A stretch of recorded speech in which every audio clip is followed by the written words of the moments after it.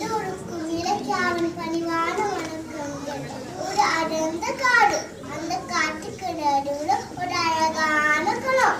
அந்த குளத்தை சுத்தி பச்சை பசேன்னு இருந்ததற்குள்ள சுறா சுறான்னு ஒரு முயல் குட்டி வாழ்ந்து. அந்த குளத்துல பானா பானான்னு ராமக்குட்டி வாழ்ந்துருந்து.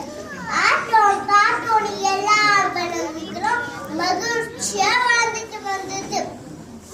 ஒரு நாள் சுனா பானாவை ஓட்டப்பந்தயத்துக்கு கூப்பிட்டுச்சான்.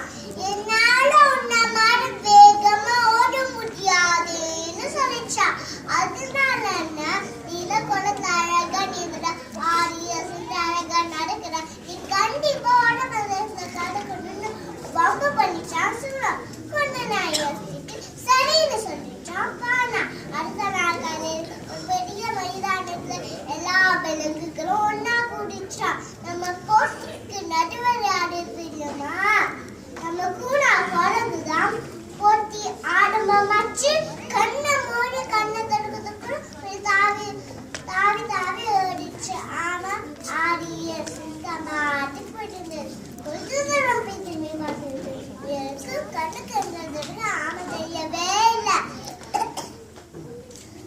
சரி நம்ம இந்த மரத்தடியில கொஞ்ச நேரம் ஓய்வு எடுக்கலான்னு உட்காந்துச்சா. நல்லா குளத்தை விட்டு கொஞ்ச நேரத்துல தூங்கியே போச்சு.